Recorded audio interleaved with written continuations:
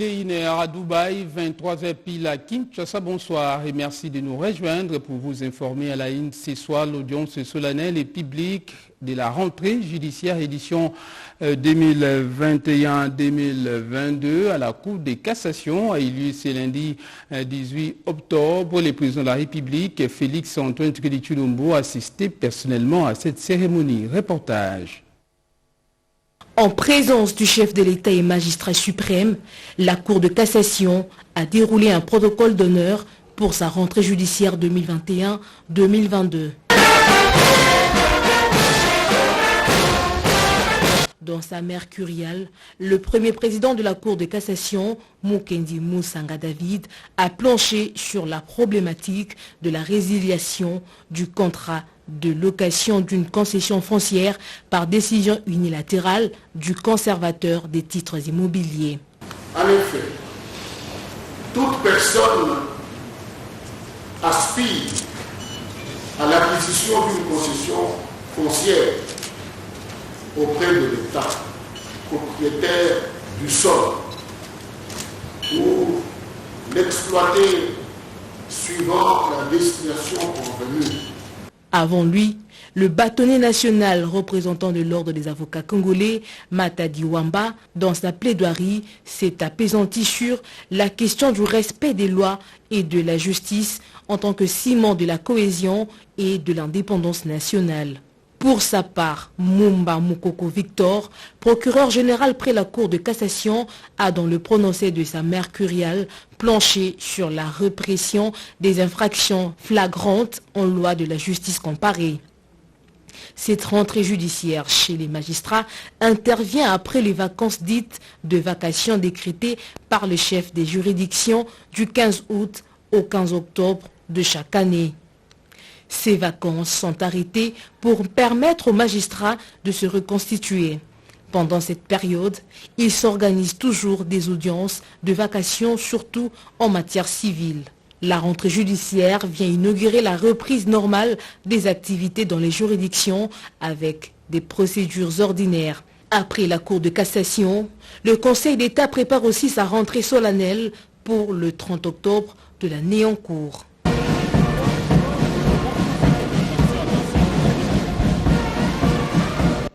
Dans les territoires de Djougou en Ituri, les forces armées de la République démocratique du Congo ont neutralisé plusieurs éléments actifs des groupes armés ADF. Oscar Balkaïch nous dit un peu plus. Les forces armées de la République contrôlent désormais les bastions des éléments Codeco, FPIC Chinyamilima et leurs alliés ADF. C'est après une offensive foudroyante à Mwanga, Mbongo, Lipri et Riti, des localités de Walendu Piti dans les territoires de Djougou. Des opérations militaires qui ont permis aux FARDC de déloger ces miliciens et d'en neutraliser une 80aine, récupérer 26 armes AK-47 et parmi les rendus, 29 ADF avec leurs effets militaires, dont 16 armes et munitions. Il est en sécurité pour groupe étranger ou ADF ou l'État. L'insécurité est créée par les groupes appelés ADF avec leurs complices congolais qui du reste sont nos fils. Ils sont dans Codeco et FPIC, ce qui nous rend un peu la tâche difficile.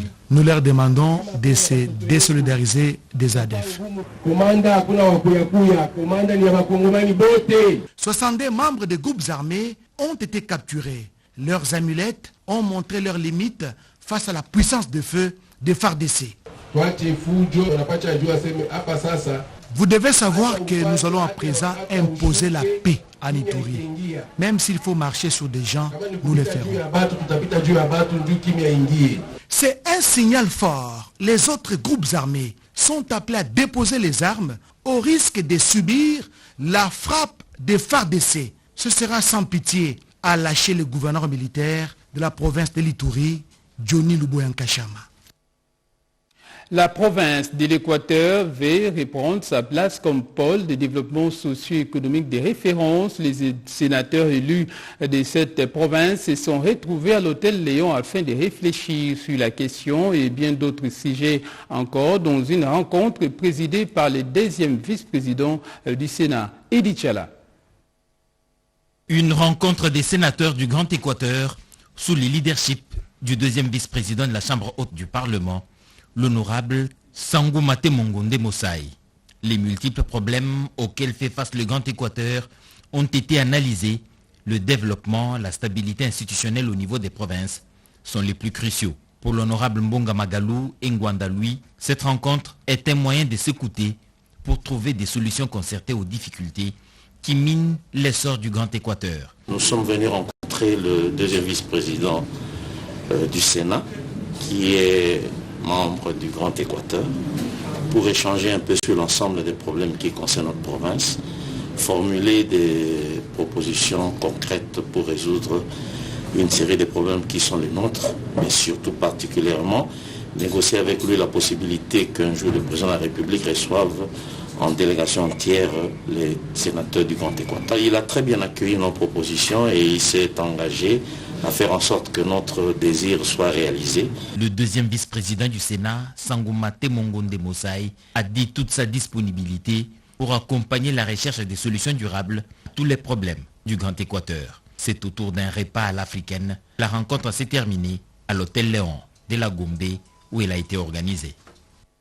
L'accompagnement de l'investissement des ressortissants congolais vivant à l'étranger en République démocratique du Congo, cette question a fait l'objet d'échanges entre la ministre d'État, ministre du Portefeuille et la délégation de la diaspora congolaise à Kinshasa. Explication, Angèle Mabiala. Les Congolais qui ont choisi les pays de l'Occident comme seconde patrie bénéficient de largesse de ces pays hôtes. À leur tour, ces originaires de la République démocratique du Congo veulent contribuer au développement de leur pays. Ils visent le renforcement de capacités dans diverses entreprises, question de donner de l'emploi à leurs frères et sœurs. Nous voulons apporter un plus, tout ce qu'on a appris à l'extérieur. Et nous voulons aussi apporter notre expertise pour le développement de notre pays. Et surtout que les matériels sont déjà sur place à Kinshasa pour travailler. Donc nous allons faire le nécessaire pour donner du travail à nos jeunes Congolais. Au sein des collectifs, chacun il travaille dans son domaine. Ça veut dire que celui qui travaille pour le bâtiment, il va apporter un plus pour la formation de jeunes. Et ceux qui sont dans le domaine de l'agriculture, ils vont faire le nécessaire aussi pour former les jeunes. Ça veut dire que nous sommes de personnes qui gèrent des sociétés et des associations et nous voulons donner un plus, donner du travail aux Congolais ici dans notre pays. Ils ont exprimé leur desiderata à la ministre d'État en charge du portefeuille, la princesse Adèle Kaïnda Maïna, qui a prêté une oreille attentive. La société commerciale de transport et des ports est à l'honneur avec une machine qui peut prendre en charge plus de 250 kilos. D'autres actions seront menées dans les tout prochains jours. À l'actualité également, la République démocratique du Congo est bel et bien présente à l'exposition universelle 2020 à Dubaï, aux Émirats arabes unis, où elle a ouvert un pavillon par les biais de l'Agence nationale des promotions des exportations. José Baïtombo. Dubaï au cœur de l'actualité mondiale à travers Expo Dubaï 2020. 190 pays sont rassemblés dans cet émirat du Golfe depuis début octobre dans le cadre de la plus grande exposition universelle de l'histoire. Au milieu de cette foire culturelle, économique et diplomatique, la République démocratique du Congo s'est distinguée par un pavillon original visant à attirer les visiteurs et investisseurs. Une véritable vitrine, les stands de l'Agence nationale pour la promotion des exportations a fait l'objet des sollicitations. Plusieurs produits agricoles et agro-industriels, notamment le café, du piment, la poudre de baobab, sont exposés dans ces pavillons qui est ouvert à près de 25 millions de visiteurs. Soucieux de renforcer les capacités humaines et institutionnelles de l'ANAPEX et ainsi lui permettre d'assurer la diversification de partenaires dans les exportations, le président de la République démocratique du Congo a saisi l'occasion du Global Business Forum Africa pour solliciter auprès de partenaires un accompagnement financier et technique de l'ANAPEX dans ses missions. Par la suite, Félix-Antoine Tshisekedi Tshilombo a visité le pavillon de la RDC. Le directeur général de l'Agence nationale pour la promotion des exportations, Mike Tambwelu Bemba, qui dirige de main de maître ces structures depuis 5 mois seulement, a saisi cette opportunité pour nouer des contacts avec le monde des affaires de la planète, remplissant ainsi sa mission première. celle d'assurer la promotion des exportations des produits made in Congo. Les élèves du lycée Bossangani, du lycée Kabombaré, du collège Elikia se sont imprégnés des notions de conscience des choix et priorités ainsi que la responsabilité personnelle. C'est là dans le cadre d'une campagne de sensibilisation initiée par l'Alliance internationale des femmes avocates. Virginie Lofumbi. Dans le cadre de la campagne de sensibilisation estudiantine et scolaire initiée par l'Alliance internationale des femmes avocates, section RDC, ont pris d'assaut les bus scolaires. Une matinée pas comme les autres pour les élèves du lycée Sacré-Cœur ex-Boussangani, du collège Elikia dans la commune de la Gombe et celle du lycée Kabambar. Car c'est le ministre des Transports, Voies et Communications et de Désenclavement, Chérubin Okende, qui a échangé avec les élèves en les invitant à prendre au sérieux leurs études tout au long du trajet. Occasion saisie par la présidente de l'AIFA section RDC, maître Joël Konabamba, qui a rappelé l'importance de la dite campagne. Un responsable, c'est une personne qui s'assume, qui assume ses choix et qui connaît ses priorités. La priorité pour l'enfant, ce sont les études. Nous sommes en train de lutter contre toute forme de violence. Le lycée Kabambar fut le point de chute de cette campagne de sensibilisation motorisée à la grande satisfaction des élèves en présence du directeur de la société Transco et des femmes avocates de l'AIFA. Par le moyen de transport, on peut également communiquer, transmettre un message. Voilà pourquoi j'ai répondu à l'appel de l'Association internationale des femmes avocates qui a pris une initiative très louable de sensibiliser les enfants pour qu'ils prennent conscience que le Congo de demain, ça sera avec eux. Et dans le reste de l'actualité, les professeurs chercheurs Anissé Mboura Mbaye qui a soutenu à l'université de Kinshasa une thèse de doctorat en sciences politiques et administratives intitulée « La gouvernance minière ». D'autres détails dans ce reportage commenté par Émilie Kaindo. Il est désormais docteur en sciences politiques et administratives. Le professeur Anissé Mboura Mbaye a défendu et obtenu la mention grande distinction après la présentation de sa thèse intitulée « Gouvernance minière et gouvernementalité de la violence prédatocratique, l'État entre souveraineté permanente sur les ressources naturelles et économie politique des guerres au Nord Kivu ». La prédatocratie ici, qui se passe à l'est du pays, applique la violence dans l'accès aux ressources naturelles, c'est-à-dire les multinationales avec leurs États qui s'appliquent à ce que nous avons appelé la gouvernementalité de la violence par les bas, qui est appliquée par les gouvernants locaux et nationaux et pourquoi pas régionaux. Et cela nous montre que les ressources naturelles deviennent pratiquement les centres, les pivots même de la violence à l'est du pays. Né à Butembo le 9 novembre 1969, le professeur Dr Anissé Mboura Mbaye fait son entrée au sein de la classe savante congolaise. C'est devant un jury d'éminents professeurs présidé par le secrétaire général académique de l'université de Kinshasa que le récipiendaire a exposé la problématique sur la situation sécuritaire, socio-économique qui prévaut au Nord Kivu face aux ressources naturelles. Il a plusieurs ouvrages scientifiques publiés. Le professeur Dr Anissé Mboura Mbaye est aussi expert de la CIRGL pour la République démocratique du Congo. Une autre thèse de doctorat a été soutenue à la faculté des sciences de l'environnement, toujours à l'université de Kinshasa, cette fois-ci par les chefs des travaux Kasuku Wanduku Zéphirin sur les dysfonctionnements et la gestion responsable des déchets hospitaliers solides de la ville de Kinshasa sur l'ensemble des territoires nationaux. Le reportage de nos confrères de la RTNC2. Le récipiendaire a montré dans cette étude de l'environnement le dysfonctionnement dans la gestion responsable des déchets hospitaliers. Il a également fait essai des quantifications des déchets et en moyenne la production journalière des déchets au niveau des 4 structures hospitalières est de 4,5 kg par jour pour éviter l'immondice composé des déchets solides hospitaliers. Le récipiendaire fait quelques recommandations. Cette thèse concerne l'aide à la décision dans la gestion responsable des déchets hospitaliers par la méthode Prométhée-Gaïa. Aider les décideurs de prendre des décisions réfléchies et non arbitraires pour le choix de sites d'incinération ou d'enfouissement des déchets hospitaliers dans la ville de Kinshasa. La seule recommandation pour toute la population, c'est pour la sensibilisation aux déchets en général et les déchets hospitaliers en particulier. Dès l'instant où on est sensibilisé à la collecte et au traitement, on ne sait pas trouver les déchets de toutes sortes dans les rigoles, dans nos rivières, et éviter de polluer l'air et l'environnement dans tout écosystème qui est le sien ici à Kinshasa et dans toute la République.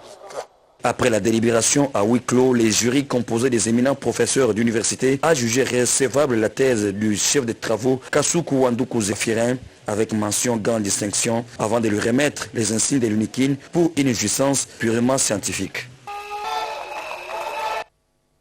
Bientôt, les systèmes d'approvisionnement en eau potable, la direction provinciale de la Régie des eaux Mbujimaï dans l'Ikassai oriental va faire peau neuve grâce aux travaux qui seront effectués sur place par la firme chinoise CGCD et ce sur les financements de la Banque de développement allemande KfW. Reportage. La problématique de l'eau potable dans la province d'Ikassai oriental sera bientôt qu'un mauvais souvenir. Financé par la banque allemande KfW pour un montant estimé à plus de 24 millions d'euros, ces travaux de réhabilitation du système d'approvisionnement en eau potable dans cette partie du territoire national dureront 36 mois, soit 3 ans. La signature de ces documents stratégiques entre les deux parties a eu lieu en signe de soutien en présence de plusieurs personnalités et autres invités des marques. Un motif de satisfaction pour les élus de la province d'Ikassai oriental. L'enjeu est de matérialiser la vision du chef de l'État, Félix Antoine Tshisekedi Tshilombo, celle de rendre l'eau potable accessible à tous, selon Clément Moubiaï Kachama, qui s'est félicité de cette avancée qu'il a qualifiée de majeure. Il a en outre fait un plaidoyer et détaillé les aboutissements des 10 contrats. À la fin des travaux retenus, la ville de Mbujimaï connaîtra une augmentation de la production. La représentante de la firme chinoise CGCD a souligné l'engagement de sa société à respecter les clauses du contrat. Nous avons bien planifié et organisé, suivre les spécifications techniques et les normes, respecter le délai du contrat et finaliser le projet avec succès. Les présents protocoles d'accord marquent la fin des négociations et symbolisent la volonté des deux parties à améliorer la desserte en eau potable au profit de la population de cette partie du territoire national. Après une longue bataille judiciaire autour de la succession d'Antoine Gizenga, la Cour de cassation a tranché. Elle vient de reconnaître officiellement le professeur Willy Makiashi comme secrétaire général et chef du parti Lumumba Stinifié. Reportage. La justice congolaise vient de mettre fin à la cacophonie qui règne depuis quelque temps au sein du parti Lumumbiste unifié après la mort du patriarche Antoine Gizenga Fungi. C'est là pour la succession à la tête de cette formation politique. Après le tribunal des grandes instances de Kinshasa Matete et le tribunal des grandes instances de Kinshasa Gombe en séance publique, dans un procès en appel, la Cour de cassation, dans son arrêt daté du 12 octobre 2021, a officiellement reconnu et considéré comme celle leader du parti et secrétaire général du PALU, l'ancien vice-premier ministre, ministre de l'Emploi, le professeur Willy Makiashi. L'information a été rendue publique par la secrétaire permanente du PALU au cours d'une matinée politique organisée au siège de cette structure politique. Notre message consistait à expliquer aux militants tout ce qui s'est passé depuis la mort du patriarche Antoine Gizenga, la mort de Lugui, nos différents procès. Les cours et tribunaux ont tranché.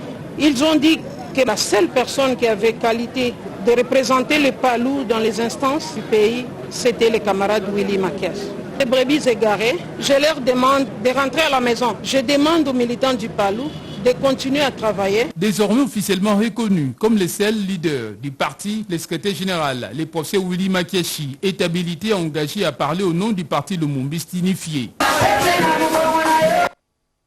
Et au cours d'une brève cérémonie, la délégation de l'Observatoire de la bonne gouvernance de la société civile congolaise a décerné un diplôme de mérite et d'excellence au président du tribunal de travail de Kinshasa Gombe, Guy Blaise Kousakana, pour sa compétence professionnelle et intégrité. Les points avec Chati Kiweme. Il a fait preuve de compétences professionnelles, de probité morale, bref, d'intégrité dans l'exercice de ses fonctions. En guise de récompense, l'Observatoire congolais pour la bonne gouvernance vient de décerner un diplôme d'excellence, prix de mérite au président du tribunal des travail, Kinshasa Gombe, Guy Blaise Kousakana. Ce dernier s'est dit honoré par cette marque de reconnaissance, signe d'encouragement à la culture de l'excellence. D'abord surpris, parce que je ne savais pas qu'il y avait un travail qui était fait par vous. Nous constatons que la société s'intéresse à ce que nous faisons. Le travail de dire les droits, c'est d'abord une œuvre divine. Nous essayons d'imiter Dieu le plus possible. Nous pensons que vous nous donnez beaucoup de courage pour que nous continuions à lutter dans ce domaine du droit du travail et pour que les travailleurs, l'employeur, mais aussi que nous puissions participer à l'apaisement du climat des affaires. Par ailleurs, l'Observatoire congolais pour la bonne gouvernance est une structure qui prêche la bonne gouvernance tout en faisant la promotion du travail bien fait à travers des critères objectifs. Quelques jours seulement après la prorogation de l'état de siège pour la 10e fois consécutive dans les provinces du Nord Kivu et de l'Ituri, les députés nationaux membres de l'Union sacrée ont réitéré leur soutien à cette mesure visant à ramener la paix à l'est de la République démocratique du Congo. D'autres détails dans ces reportages. À l'issue de la réunion tenue au Palais du Peuple, les députés nationaux, membres de l'Union sacrée de la nation, ont réitéré leur indéfectible soutien au maintien de l'état de siège dans les deux provinces du Nord Kivu et de l'Ituri afin de neutraliser les forces négatives. Réitérons notre soutien indéfectible et inconditionnel au président de la République, chef de l'État, son Excellence Félix Antoine Tshisekedi Tshilombo, et à ses actions, lui renouvelant de ses faits notre loyauté. Soutenons son Excellence Félix Antoine Tshisekedi Tshilombo comme candidat unique pour le compte de l'Union sacrée de la nation à la magistrature suprême et nous engageons à lui offrir une majorité parlementaire confortable lors des élections générales de 2023. Réitérons notre soutien au maintien de l'état de siège et demandons au gouvernement de la République de mettre en exécution avec efficience toutes les recommandations adoptées par l'Assemblée nationale en sa plénière du 7 octobre 2021 relatives à l'examen et l'adoption du rapport de la Commission Défense et Sécurité. Dans la même démarche, ces députés nationaux de l'Union sacrée de la nation ont également appelé les peuples congolais à demeurer vigilants et à faire échec aux ennemis de la paix en République démocratique du Congo. Et au cours d'une matinée de sensibilisation, les combattantes et combattants de l'IDPS, Fédération des Lukunga, ont été édifiés sur la bonne gouvernance et les lignes directrices pour rehausser la performance du parti présidentiel. Luxon Kabbalah. Le membre de l'Union pour la démocratie et le progrès social, UDPS, des vertus cardinales dont le respect des textes, la culture de la paix, aussi le respect des structures de base établies au sein du parti, sans oublier les conditions requises pour accéder aux fonctions conformément au statut du parti. C'est le leitmotiv de cette matinée politique organisée par Jean-Claude Kabbalah dans la Fédération de la Lukunga. Nous avons initié certains projets où les membres se verront vraiment impliqués pour qu'ils puissent facilement trouver d'emploi. Vous avez entendu le président évoquer cette situation où on a un grand projet et à travers ce projet, nous serons en mesure de recruter au moins 1000 membres par fédération. Alors vous voyez, nous ne croisons pas les bras, nous sommes au pouvoir, on ne peut pas avoir des initiatives privées, mais ces initiatives privées peuvent nous amener à absorber le chômage. Nous savons bien que le problème de la pauvreté, c'est un problème récurrent et à plusieurs degrés. Mais nous devons nous impliquer davantage. Nous savons que les besoins de la gouvernance se situent au niveau de l'agriculture, puisqu'il faut que la sécurité alimentaire soit garantie. Nous sommes impliqués à avoir des projets agro-agricoles dans ces domaines afin que nous puissions absorber le chômage puisque nous constituons vraiment un parti de masse et avec ça, nous pouvons juguler le chômage. Les militants de l'UDPS ont été bien édifiés pour faire face à toute éventualité.